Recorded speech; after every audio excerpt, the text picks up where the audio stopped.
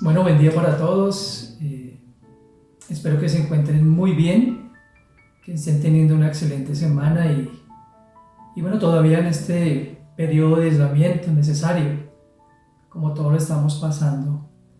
Hoy quiero compartir con ustedes el mensaje de la palabra de Dios y la verdad me siento profundamente privilegiado de poder compartir con ustedes las verdades de Dios. Y en esta semana que se está festejando o se está recordando ese episodio que para el cuerpo de la iglesia, para los creyentes, nosotros, pues es tan importante como lo es la semana de pasión de nuestro Señor Jesucristo. Y el domingo pasado se festejaba o se hacía remembranza de la entrada triunfal a Jerusalén.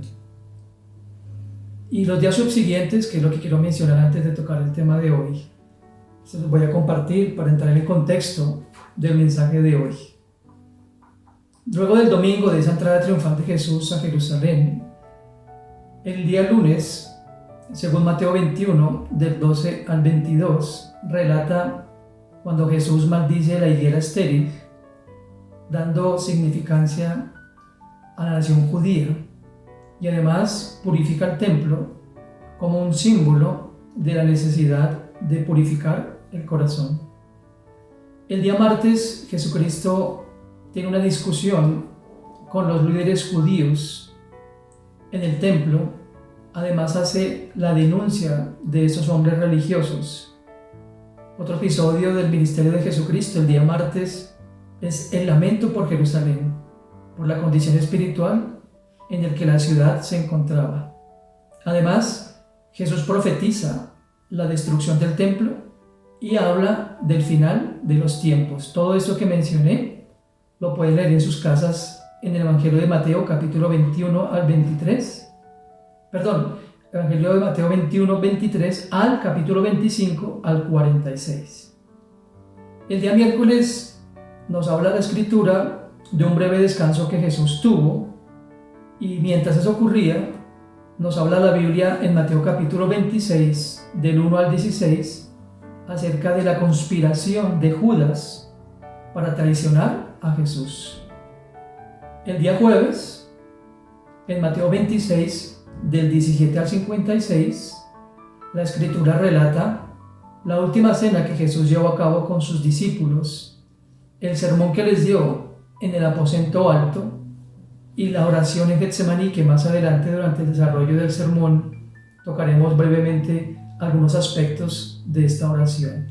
Entonces nos encontramos en el día jueves de esa semana que se llama Semana de Pasión en los Evangelios del ministerio de Jesucristo. Hoy quisiera compartir con ustedes en ese Evangelio de Mateo, en el capítulo 26, los versículos 47 al 56. Y dice la Escritura, Mateo 26, del 47 al 56. Mientras todavía hablaba, vino Judas, uno de los 12, y con él mucha gente con espadas y palos de parte de los principales sacerdotes y de los ancianos del pueblo. Y el que le entregaba les había dado señal diciendo: al que yo besare, ese es, prendedle. Y enseguida se acercó Jesús y dijo: salve, maestro, y le besó. Y Jesús le dijo: amigo, ¿a qué vienes? Entonces se acercaron y echaron mano de Jesús y le prendieron. Pero uno de los que estaba con Jesús, extendiendo la mano, sacó su espada e hiriendo a un siervo del sumo sacerdote, le quitó la oreja. Entonces Jesús le dijo: vuelve tu espada a su lugar, porque todos los que toman espada, a espada perecerán. ¿Acaso piensas que yo no puedo ahora orar a mi Padre y que Él no me daría más de 12 legiones de ángeles? Pero ¿cómo entonces se cumplirán las Escrituras de que es necesario que así se haga? En el verso 55, Jesús dijo: en aquella hora Jesús dijo a la gente: como contra un ladrón habéis salido con espadas y con palos para prenderme? Cada día me sentaba con vosotros enseñando en el templo y no me prendisteis. Mas todo esto sucede para que se cumplan las escrituras de los profetas. Entonces, todos los discípulos, dejándole, huyeron. En sus Biblias, Reina Valera 60, encontramos un título de esta porción que acabo de dar lectura: Arresto de Jesús. Y podemos ver claramente en escena tres tipos de personas, pero tres tipos de conductas también.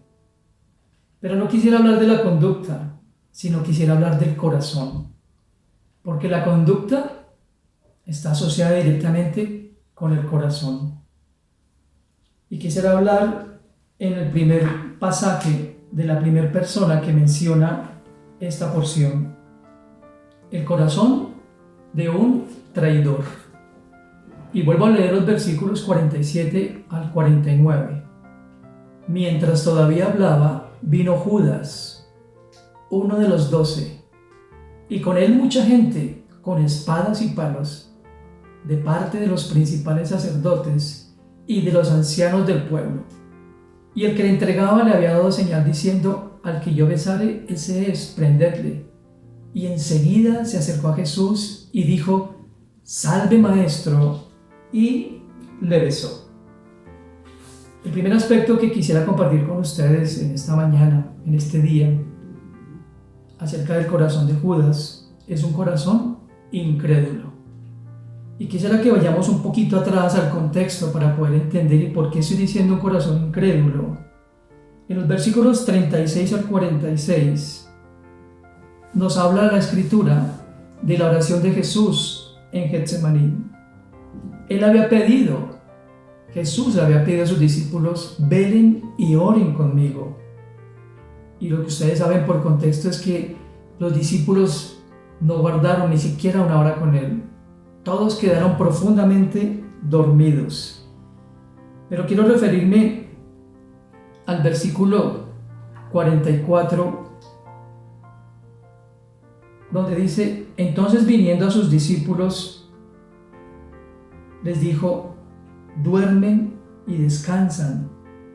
Ha llegado la hora, y el Hijo del Hombre es entregado en manos de pecadores. Levántense, vamos, se acerca el que me entrega. Jesucristo estaba hablándoles a sus discípulos que, aunque no habían aguardado con él una hora en esa vigilia de la noche, en ese tiempo que más adelante tocaré nuevamente, en esa oración en Getsemaní, en esa oración que él hizo al Padre, había hablado con sus discípulos y les estaba diciendo: acompáñenme en ese momento. Ellos acababan de llegar, hacía poco habían estado celebrando la cena, hacía poco Jesús había hecho el acto de amor más sublime, del cual también haré referencia más adelante. Pero volviendo un poquito al corazón incrédulo de Judas, vino Judas con uno de los 12 y con mucha gente y con espadas y palos. ¿Por qué hablamos de un corazón incrédulo? Para ello quiero que me acompañe al Evangelio de Juan, capítulo 6, versículos 63 al 64. Juan, capítulo 6, 63, 64.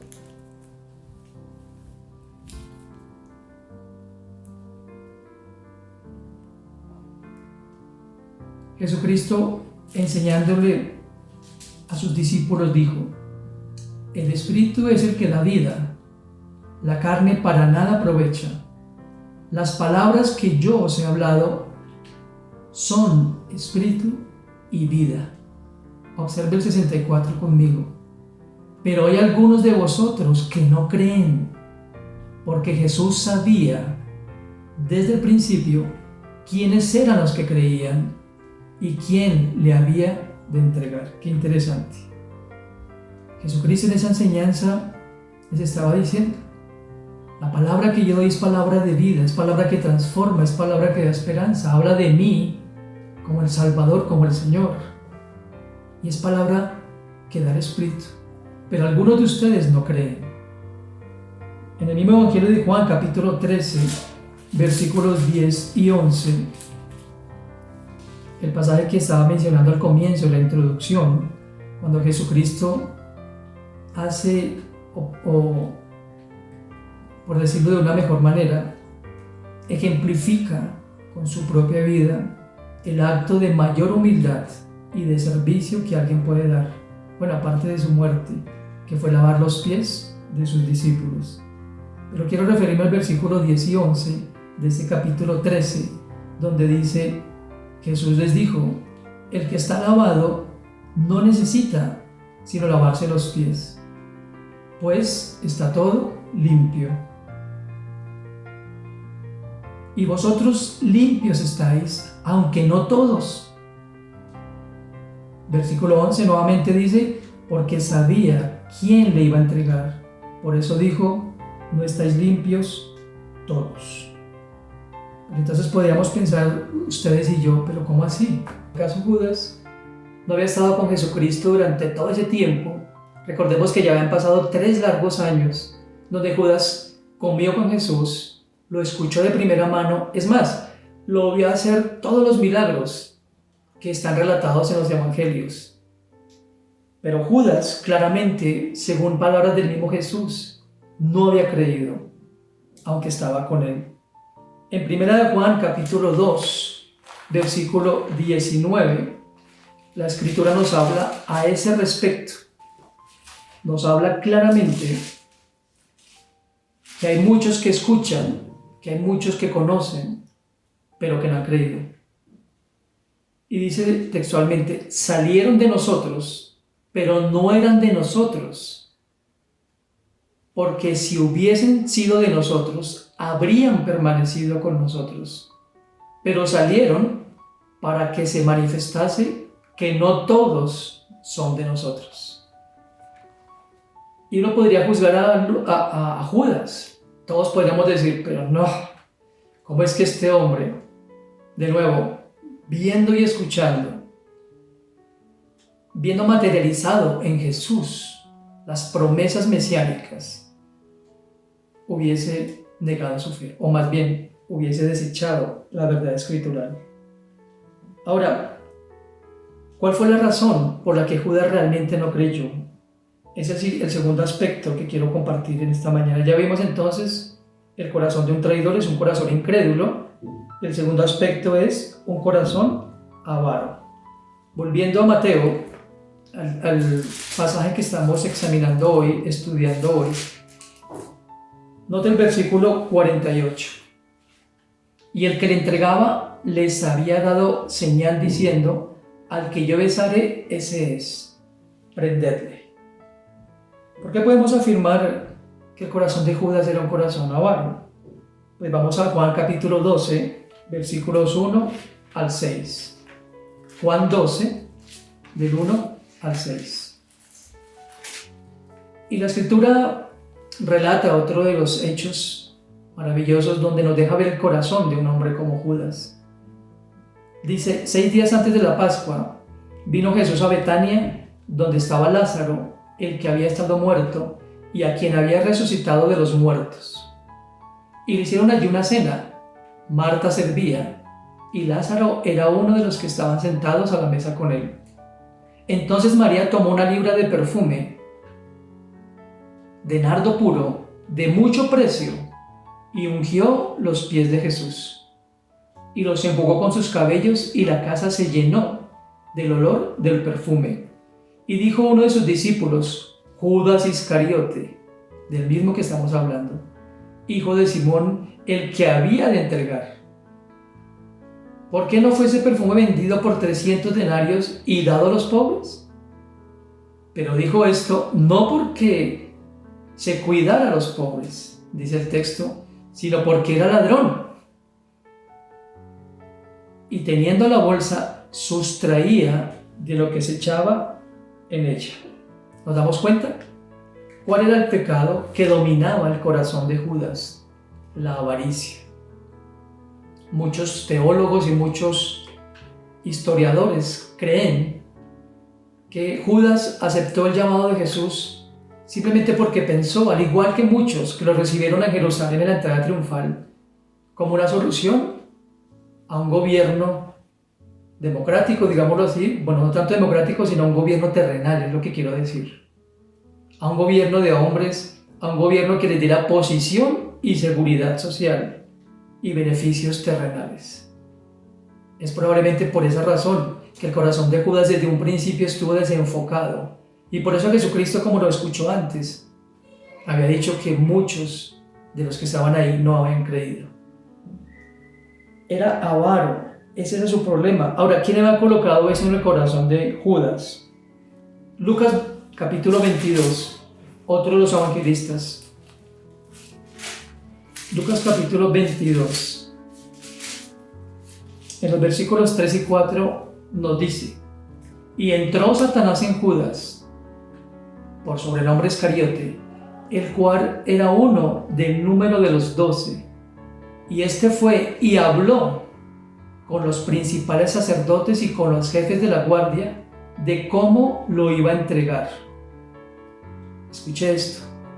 Ellos se alegraron y convinieron en darle dinero.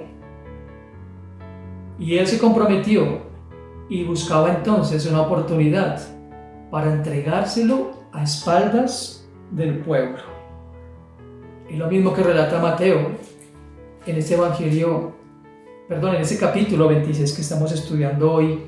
Y si vemos el 14 al 16, un poquito atrás, dice: uno de los 12, que se llamaba Judas Iscariote, fue a los principales sacerdotes y les dijo: ¿qué me queréis dar? Y yo os lo entregaré. Y ellos asignaron 30 piezas de plata, y desde entonces buscaba oportunidad para entregarle. Con razón que la Escritura nos dice, amigos, la raíz de todos los males es el amor al dinero. Con razón que la Escritura nos muestra que muchos se extravían de la fe. Y con razón Jesucristo, en algunas de sus enseñanzas, en muchas de sus enseñanzas al comienzo, en el Sermón del Monte, y cuando habló también la parábola del sembrador, él enseñó enfáticamente que muchos que oyen la palabra no tienen raíz profunda, porque las riquezas de este mundo los atraen más que el mensaje del Evangelio. Judas fue un hombre que no tuvo raíz en sí mismo, que la palabra que Cristo le daba a él, como a los otros discípulos, jamás penetró en su corazón y jamás tuvo raíz en sí misma, y no produjo otro fruto que un fruto de la carne, que un fruto guiado por el mismo Satanás. Volvamos un poquito, por favor, a Mateo, el versículo 49 del pasaje de hoy. Y enseguida se acercó Jesús y dijo: salve, maestro. Y le besó. Que vemos aquí un corazón hipócrita.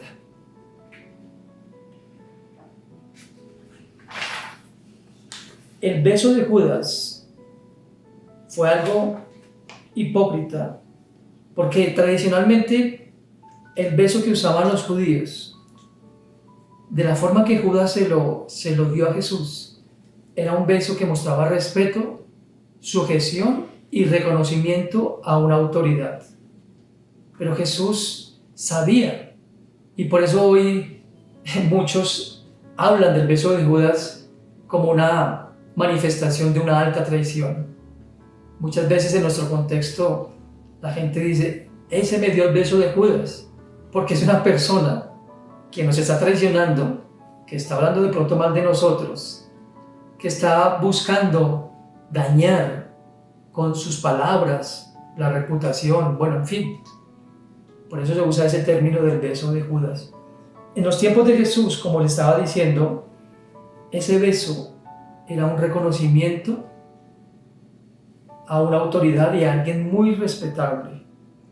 Pero saben, Jesucristo sabía, así como sabía que Judas lo iba a entregar, como ya lo vimos en los contextos, Jesucristo citó una profecía del Salmo 41, versículo 9, de la cual voy a dar lectura en este momento. Y es un versículo que tocó mucho mi corazón, ¿sabe? Salmo 41:9 dice, citando este momento que acabo de leer, aún el hombre de mi paz, en quien yo confiaba, el que de mi pan comía, alzó contra mí el calcañar. ¿Se da cuenta? Una profecía que David escribió haciendo referencia a este momento en que Judas iba a entregar al Señor y Maestro, al Salvador del mundo, al que vino a dar su vida en rescate por muchos. El que comía conmigo el pan, y recuerde que el contexto de esto, cuando citaba la cena del Señor, la cena que él comparte con sus discípulos, Jesucristo mismo lo dijo, cuando muchos de ellos, de su propia boca, escucharon que uno de ellos lo iba a entregar. ¿Recuerda usted? Que todos decían, ¿quién será, Señor? ¿Seré yo? Y Judas, hipócritamente, lo relata el Evangelio de Lucas y de Juan, se levanta de la mesa y se acerca a Jesús y moja el pan de su plato y le dice, ¿seré yo, maestro? Podríamos decir, qué cinismo el de Judas. Sabía lo que iba a hacer, pero a mí me impacta mucho más lo que Jesús le dijera en ese momento. Ve y haz lo que tienes que hacer. Y yo veo en Jesús, y lo vamos a ver enseguida, un corazón totalmente distinto a un corazón como el de Judas, que es lo que vamos a ver enseguida. Pero para puntualizar en este primer aspecto, o en esta primera persona, en este primer corazón de este relato de Mateo, yo quisiera que reflexionáramos acerca de Judas, porque el corazón nuestro puede ser fácilmente, si no somos verdaderamente creyentes, puede ser atraído y seducido por el pecado y por Satanás para dejar al Señor. Y en este caso fue por dinero, pero quiero que pensemos, ¿qué otras cosas en este mundo nos pueden atraer cuando nuestro corazón no está en Cristo y pueden hacer de nosotros ese Dios? Pero quiero que nos enfoquemos en el siguiente corazón. Evangelio de Mateo, capítulo 26, leamos versículos 50 al 56, la primera parte. Y Jesús le dijo, amigo, ¿a qué vienes? Entonces se acercaron y echaron mano a Jesús y le prendieron.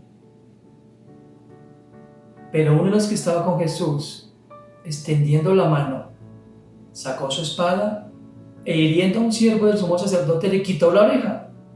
Entonces Jesús le dijo, vuelve tu espada a su lugar, porque todos los que tomen espada, a espada perecerán. El primer aspecto que encuentro yo en este pasaje es en las primeras palabras de este texto, del versículo 50. Jesús le dice, amigo. ¿Cómo le puede llamar amigo a alguien que lo iba a traicionar?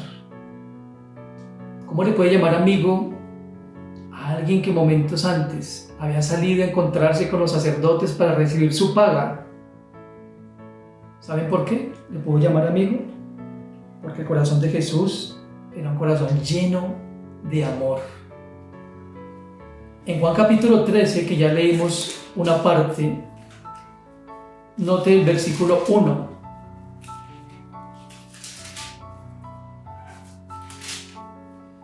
Antes de la fiesta de la Pascua, sabiendo Jesús que su hora había llegado para que pasase de este mundo y fuera al Padre, mire esas palabras, como había amado a los suyos que estaban en el mundo, los amó hasta el fin.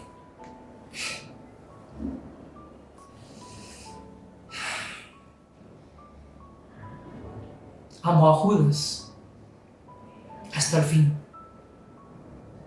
Amó a Judas hasta el punto de lavarle sus pies. Amó a Judas hasta darle de su plato para que él pudiera comer. Y amó a Judas aún entregándolo porque le dice, amigo, ¿a qué vienes? Leyendo yo este versículo, mi corazón se quebrantó porque pensé, ¿cómo sería nuestra actitud cuando alguien que nos ha traicionado, que ha hablado mal de nosotros o que tiene malas intenciones viene a nosotros. Casi siempre nuestro corazón es un corazón que busca retaliaciones, que dice, no le vuelvo a hablar a esa persona porque me hizo esto, pero mire, Jesús le dice amigo, amigo. Y no fue un término hipócrita, no fue por quedar bien con los sacerdotes ni con la muchedumbre que estaba ahí, porque leímos al comienzo del texto que eran muchísimos. No eran 3 soldados o 5, eran casi gran parte de la guardia de los sacerdotes, y la guardia de los sacerdotes era numerosa. Pero venían muchos más, una multitud con palos, dispuestos a golpearlo y a tratarlo como el peor de los delincuentes. El corazón de Jesús fue un corazón de amor, y el corazón de Jesús sigue siendo un corazón de amor. Él sigue teniendo esa actitud hacia nosotros y no quiere otra cosa sino que nosotros, así como Él nos ha amado, amemos a los demás. Por esa razón dejó instrucciones claras y precisas a sus discípulos, y por eso Jesucristo le dijo a sus discípulos antes: el mundo los conocerá, el mundo sabrá que son mis discípulos, no por la teología que sepan, no por los milagros que hagan, sino porque se aman los unos a los otros. Amigo, ¿a qué vienes? Ese es el corazón del traicionado. Ya vimos el corazón del traidor. El corazón del traicionado es un corazón lleno de amor, pero por otro lado es un corazón pacificador. Versículos 51 al 52 de Mateo. Uno de ellos extendió la espada e hiriendo al siervo del sacerdote le quitó la oreja. Entonces Jesús le dice: vuelve tu espada a su lugar, porque todos los que tomen espada, a espada perecerán. Jesucristo fue profetizado por Isaías en el capítulo 9, en versículo 6, como el príncipe de paz. Fue uno de los adjetivos que Isaías le dio, de los calificativos, porque fue siempre un príncipe de paz. Y en Mateo 5, del 38 al 44, Jesucristo, enseñándole a sus discípulos, no solamente los 12, sino a todos los que lo seguían, les dijo lo siguiente: ustedes oyeron que fue dicho ojo por ojo y diente por diente, pero yo les digo, no resistan al que es malo. Antes, a cualquiera que los hiera en la mejilla, vuelvan en la otra. Al que quiera ponerlos a pleito y quitarle su túnica, denle también la capa. A cualquiera que los obligue a llevar una carga, una milla, vayan 2 con ellos, y al que les pida denle, y al que quiera tomar de ustedes prestado, no se lo rehúsen. Oyeron que fue dicho, amarás a tu prójimo y aborrecerás a tu enemigo, pero yo les digo, amen a sus enemigos. Bendigan a los que los maldicen, hagan bien a los que los aborrecen, y oren por los que los ultrajan y los persiguen, para que así sean hijos de su Padre que está en los cielos, que hace salir el sol sobre buenos y malos. Porque si ustedes aman solamente a los que los aman, ¿qué recompensa tienen? ¿Acaso no hacen así los publicanos? Y si ustedes saludan solamente a sus hermanos, ¿qué hacen de bien? ¿Acaso no hacen así los gentiles? Sean ustedes perfectos, como su Padre que está en los cielos es perfecto. Jesucristo no tuvo una actitud pacificadora en ese momento por quedar bien nuevamente, sino porque estaba siendo coherente con lo que había enseñado en este pasaje del capítulo 5 que acabamos de leer en el famoso Sermón del Monte. Jesús le había dado esa enseñanza no solamente a los 12, sino a multitudes. Ustedes conocen el contexto. Grandes multitudes escucharon esa enseñanza de Jesús. ¿Qué retribución hay? O como decimos nosotros, ¿qué gracia tiene?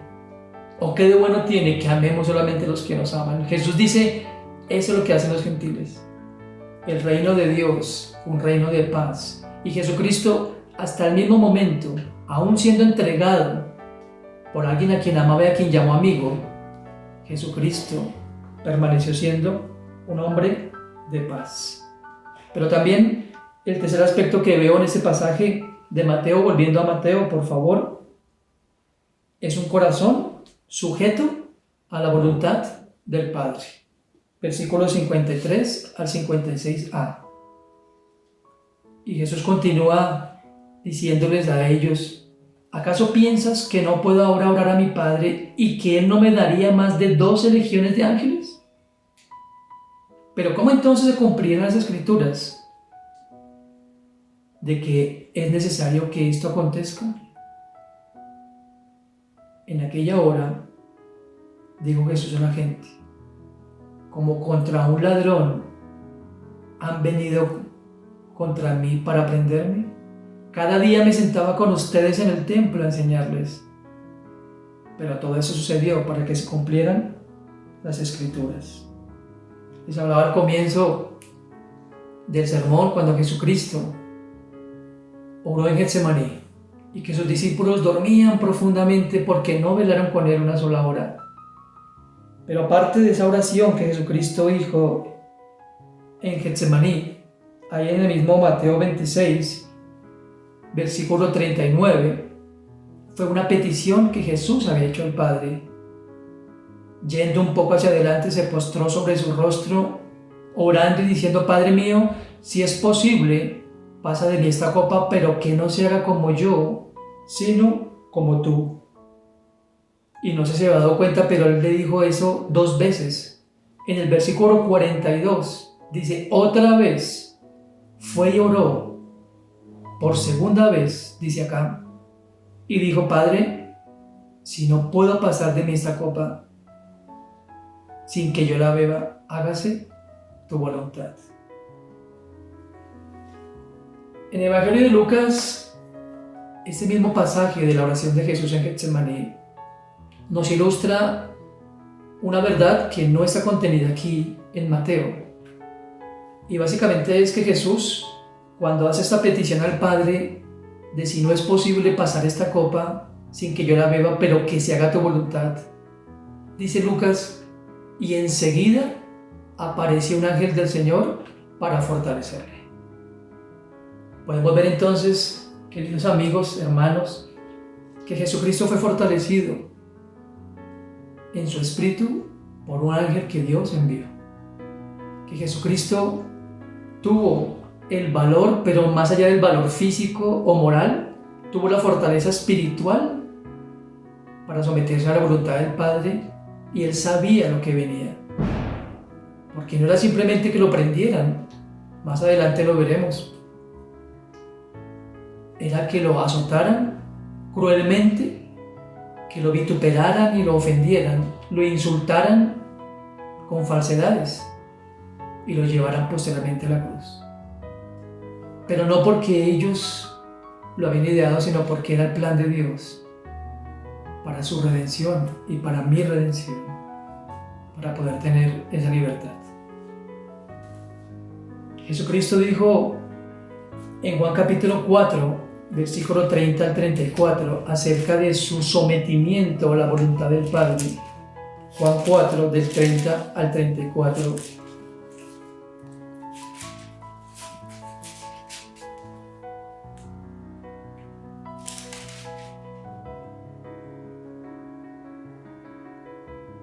Entonces salieron de la ciudad y vinieron a él. Entre tanto los discípulos le rogaban diciendo: Rabí, come. Él les dijo: yo tengo una comida que comer, que vosotros no sabéis. Entonces los discípulos decían unos a otros: ¿le habrá traído alguien de comer? Los discípulos siempre tomaban todo de forma tan literal, por eso sonrío.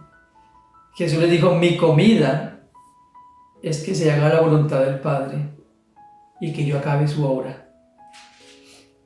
¿No decís vosotros: aún faltan 4 meses para que llegue la siega? He aquí os digo: alzad vuestros ojos y mirad los campos, porque ya están blancos para la siega. Y el que siega recibe salario y recoge fruto para vida eterna, para que en el tiempo de la siega goce juntamente con los que siegan. Yo he sido enviado a la siega. Ustedes son los labradores, y vosotros ocupaos de vuestras labores. Es interesante como Jesús dice: mi comida es hacer la voluntad del que me envió. El enfoque de Cristo, como todos sabemos, estaba en una sola cosa: en cumplir el propósito de Dios. quiero llamar también a la reflexión en este segundo punto. Pensemos en esto. Por obediencia al Padre y por amor a nosotros, Jesús estaba perdiendo su libertad para que usted y yo fuéramos libres. Y por obediencia al Padre, Jesucristo perdería su vida para que usted y yo lo tuviéramos. Pensemos en eso, porque lo hizo porque su corazón es un corazón lleno de amor, lleno de humildad, lleno de paz y sobre todo de sometimiento al Padre. Por eso Jesús pudo libremente entregarse y por eso le dijo, entre otras cosas, al hombre que sacó la espada, que en los evangelios de Marcos y Lucas hablan de Pedro. Y Pedro, por supuesto, porque fue el único que lo defendió. Quiero anotar también ese aspecto antes de seguir para terminar. Porque Pedro le había dicho a Jesús que aún su vida entregaría por él. Cosa que no sucedería, pero bueno, cierro el paréntesis. Pero terminando el pasaje de hoy, volviendo a Mateo 26, después de que Jesús dijo, para que se cumplan las escrituras y lo que los profetas escribieron, que ustedes ya saben, el Hijo del Hombre tenía que ser llevado, el Hijo del Hombre tenía que llevar un juicio sobre sí, que fue el juicio por nuestros pecados, que fue el juicio que lo llevaría a cumplir el plan y el propósito de Dios. Y el pasaje termina diciendo, entonces todos los discípulos, dejándole, huyeron. Yo pensaba, ¿cómo no iban a huir? Estuvieron, mientras Jesús oraba en Getsemaní, ellos dormían. ¿Qué pasó cuando se despertaron?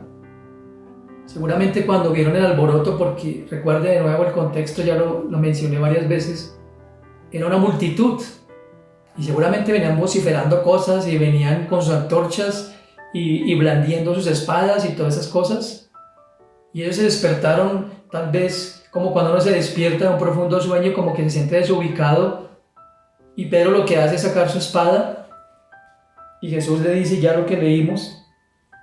Jesús ya les había dicho a ellos que ellos se escandalizarían. Ese es el tercer aspecto, el corazón de los discípulos.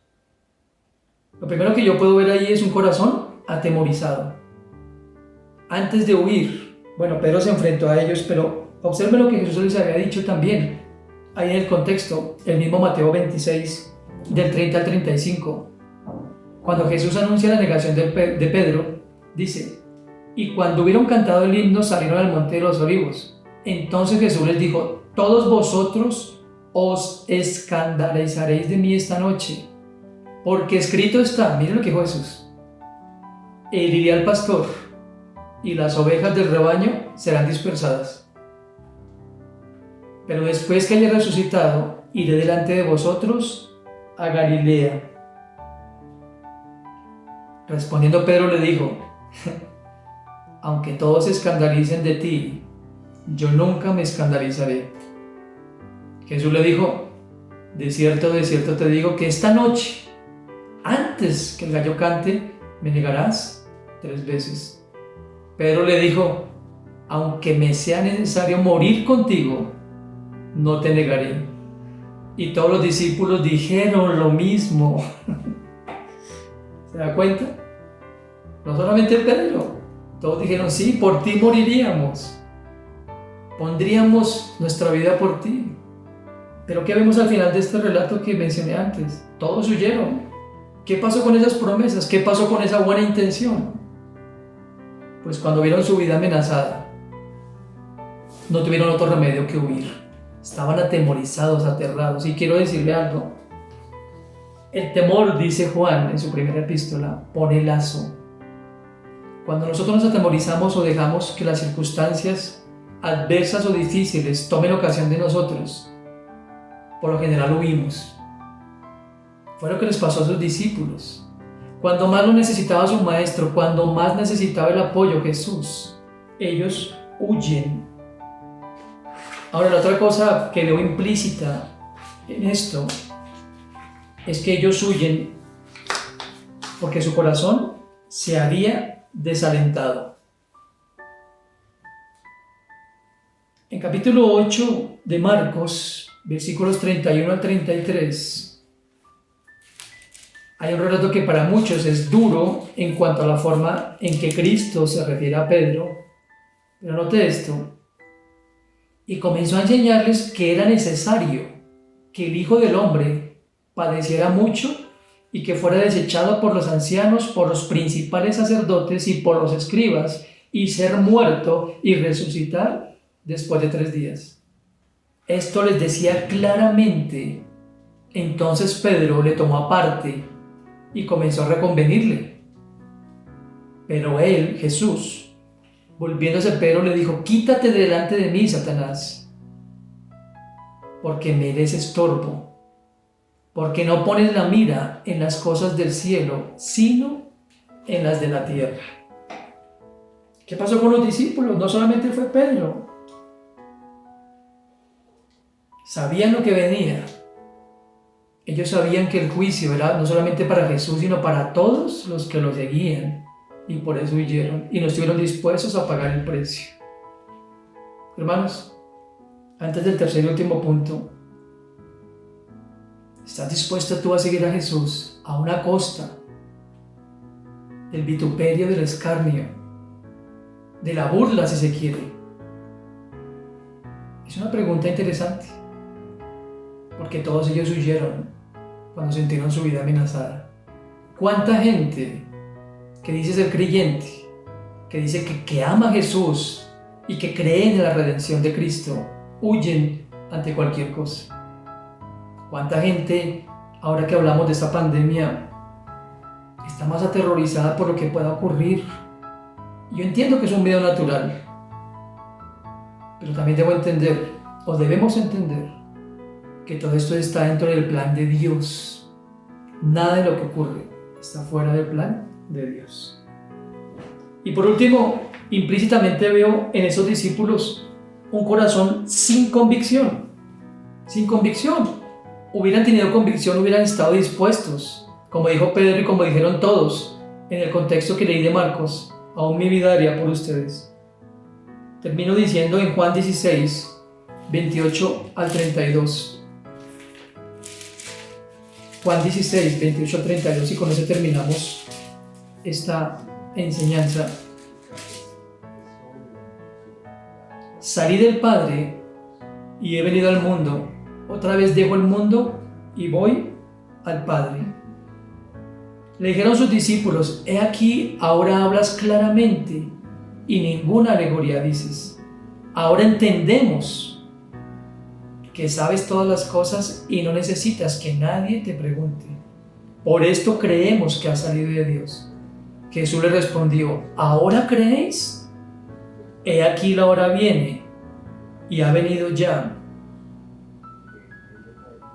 en que seréis esparcidos cada uno por su lado y me dejaréis solo, mas no estoy solo, porque el Padre está conmigo. Estas cosas os he hablado para que en mí tengáis paz. Me dejarán solo. No había convicción en los discípulos. Así que habían perdido o no tenían las convicciones suficientes, y lo vemos ahí en ese pasaje, y los otros evangelios relatan exactamente lo mismo. Jesús, el Señor y Dios, que me ha dedicado 3 largos años a adoctrinar, a enseñarle a estos hombres acerca del reino de los cielos, quedaría completamente solo. Y sabe, estaba yo pensando esta mañana en mi tiempo con Dios y decía, por lo general uno, como hijo de Dios, a veces puede sentirse así, solo, desamparado, atemorizado, acorralado. Y creo que Dios en medio de todo entiende cómo nos sentimos.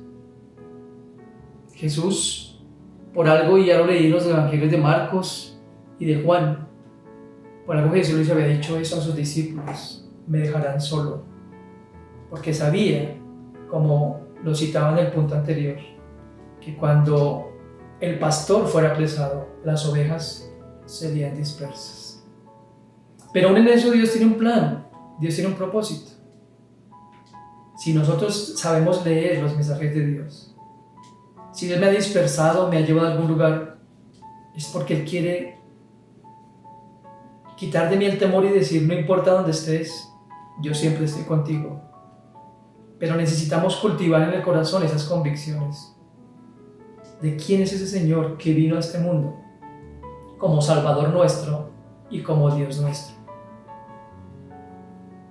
En el sermón del domingo, cuando se hablaba de la entrada triunfal a Jerusalén, se habló de 3 grupos de personas que estaban allí expectantes ante esa venida.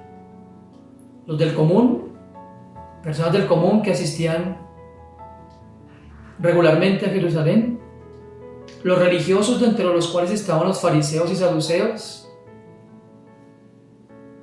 y los discípulos que realmente lo recibieron y por eso le dijeron: Hosana, salva ahora, Rey de los cielos. Hoy, en el relato que compartí con ustedes, vemos el perfil o el corazón de 3 personas: el corazón de un traidor, el corazón de alguien que ha sido traicionado y el corazón de un discípulo. Yo espero en el Señor que, aunque somos discípulos, podamos tener el corazón de Jesús, un corazón lleno de amor, un corazón lleno de humildad, un corazón sujeto a la voluntad del Padre y un corazón pacificador.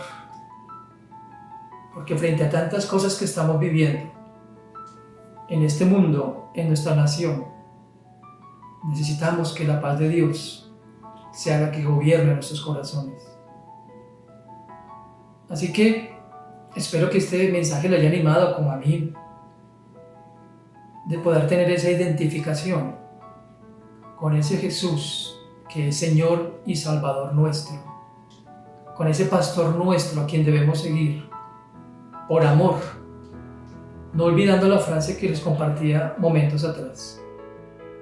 Siempre recuerde algo: Jesús fue arrestado, tenía que pasar así, porque Dios lo había establecido para que Él tomara el lugar que nosotros debíamos tomar. Pero Él no se resistió al arresto, por las razones que usted ya escuchó, porque estaba permanentemente sometido al Padre y a sus designios.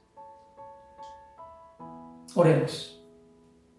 Padre, te damos gracias por este día y por lo que pudimos aprender de este texto, Señor.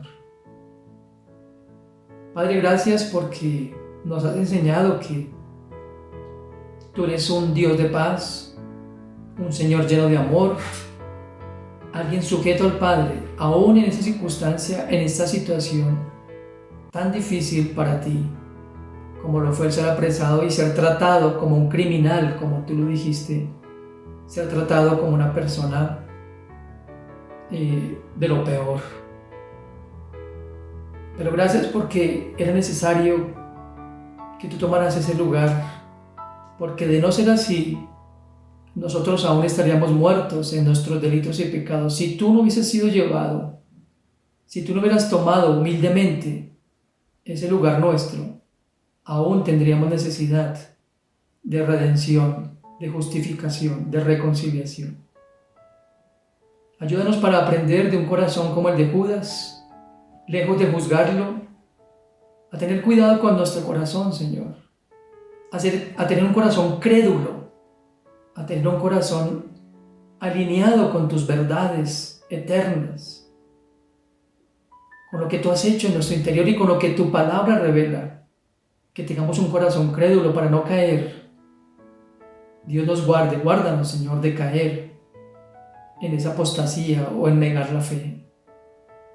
Y ayúdanos, Señor, así como esos discípulos, a no tener temor porque el temor pone lazo y que cuando lleguen momentos de dificultad, de prueba, podamos en el poder de tu Espíritu Santo y de las promesas que nos has dado desde la antigüedad, que tú sigues siendo Dios y que aunque todo parece oscuro, siempre habrá un nuevo amanecer y que aunque todo parece sin esperanza, en ti la tenemos siempre. Ayúdanos, Dios, te lo pido, en el nombre de Cristo, nuestro Señor y Salvador. Amén. Les deseo un buen fin de semana y espero que en esos tiempos sigamos creciendo en el conocimiento de nuestro Señor y Salvador. Muchas bendiciones para todos, me encantó saludarles al menos por este medio. Les dejo un abrazo. Chao.